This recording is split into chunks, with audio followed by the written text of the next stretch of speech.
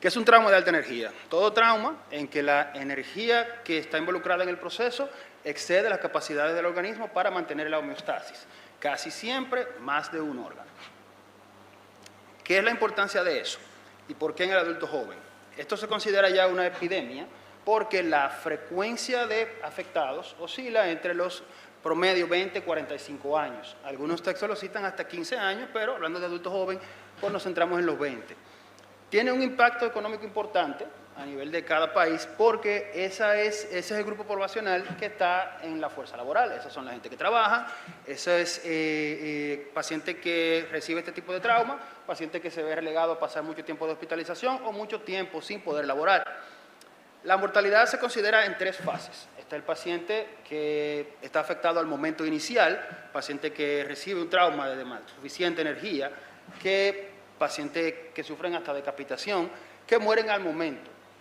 Está la famosa hora dorada, donde el paciente, si no se actúa a tiempo, lo que pasó en el trauma inicial lo lleva a una muerte en este tiempo. Y están los pacientes que reciben, que tienen complicaciones ya tardías, que es lo que tratamos de evitar, pacientes en UCI, pacientes que se mueren por la magnitud de las lesiones o pacientes que fallecen porque se dejó escapar algo. La gravedad de este tipo de lesiones está directamente proporcional a la intensidad de la lesión. En buen dominicano, mientras más duro el golpe, más intenso el trauma. Hay diferentes tipos de mecanismos que engloban este tipo de trauma. Las caídas, 6 metros de altura, se considera trauma de alta energía. Paciente que fue eyectado del vehículo, paciente en que el acompañante fallece. En cuanto a los peatones, paciente que, aunque parezca poco, pacientes que son atropellados por algún tipo de vehículo a más de 8 km por hora o entre 40 y 60 si están en un vehículo. Importante, el efecto sistémico, el daño óseo masivo en estos pacientes al inicio, eventualmente puede llevar a patrones sistémicos donde lo que afecta son factores inflamatorios y componentes celulares, ya células en necrosis, daño celular, que se liberan y suelen causar su toxicidad y llevar al paciente a secuelas mayores. Como decía, cuando la fuerza vectorial que el paciente recibe es mayor que la que puede soportar el cuerpo, pues ocurre este tipo de trauma. Las escalas de severidad se considera así, mayor de 17 puntos, que es un paciente con un trauma severo por alta energía, pero tener pendiente que las escalas solas no nos dan un pronóstico, porque no es un paciente con un daño a un solo órgano, suele tener lesiones múltiples. Y pendiente con estos pacientes en las evaluaciones iniciales, que muchas veces el trauma afecta no solamente al órgano que fue afectado directamente, sino a distancia, y muchas veces esas son las lesiones mortales. Prioritario, lamentablemente, la mayoría de los casos, cuando el paciente es multifactorial, nosotros como traumatólogos no somos el protagonista del asunto. Tenemos que dejar que el paciente sea evaluado adecuadamente, recibido, dado una atención integral, que sea visto por múltiples áreas, y la identificación, como hablaba el compañero Gil, de si el paciente es un paciente en límite, si es un paciente en extremis, y cuándo nosotros podemos tratar. Tener pendiente que siempre la evaluación inicial por radiografías es indispensable, pero no es determinante siempre. Una radiografía puede ocultar un porcentaje elevado de fracturas por múltiples razones. Es una visión limitada, hay interposición de tejidos, no siempre podemos hacer una radiografía en carga, que es donde se ve la lesión, pero sí tener pendiente que de inicio es el examen adecuado. Ya después, una tomografía, o cuando sea ideal, cuando la estabilidad del paciente lo permita, muchas veces nos permiten ver otras cosas, otras lesiones que estaban ocultas, y en un porcentaje, promedio 20% de casos, tenemos que cambiar el plan quirúrgico que habíamos tomado viendo solamente una radiografía. Hay lugares que es innegociable hacer tomografías y estudios de parte blanda, como por ejemplo el anillo pélvico.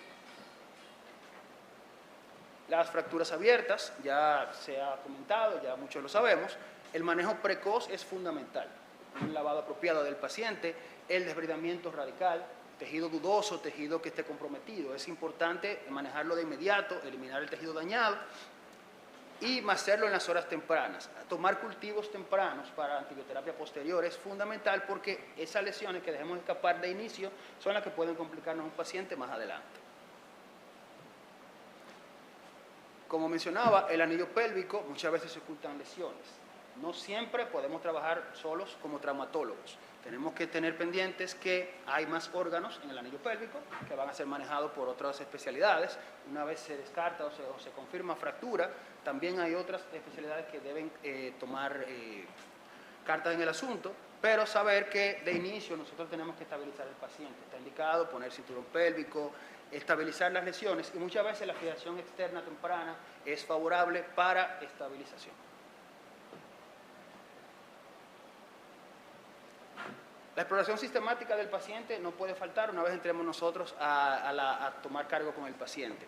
Saber que el rol de la resonancia magnética es importante y en áreas de alto riesgo, como por ejemplo complejos ligamentarios, rodilla, codo, tenemos que valorar con manejo de partes blandas una vez estabilizado el paciente, sabiendo que lo que dejemos pasar ahora nos puede traer secuelas funcionales a futuro que puede o no ser más difícil la resolución si dejamos pasar el tiempo.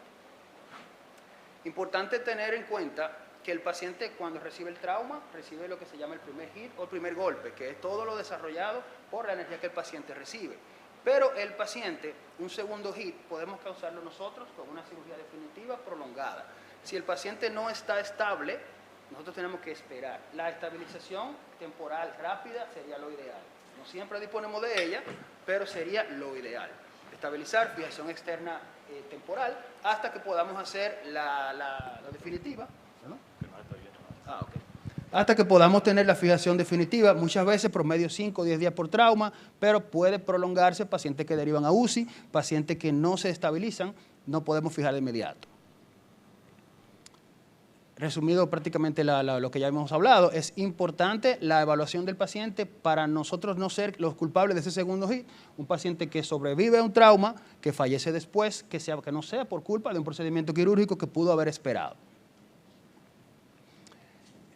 Algo importante, las decisiones al momento de una fractura severa, fractura abierta, con mucha exposición, saber que lo principal es la vida del paciente, sopesar la viabilidad de esos tejidos que tenemos ahí pendientes. No siempre es posible la reconstrucción, sería lo ideal valorar en el momento si es un paciente candidato a una reconstrucción futura, si es un miembro no viable, que la amputación es de emergencia, si la vida del paciente está comprometida, si la extremidad no es salvable, lo ideal, entonces ahí sí pasaría la amputación. Nadie quiere amputar, pero paciente que su vida dependa de ellos, pues entonces sí no tiene ya mucha opción.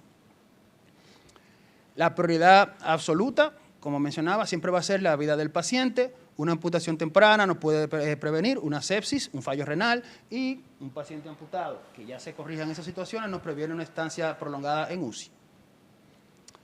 ¿Qué es importante tener pendiente como conclusión?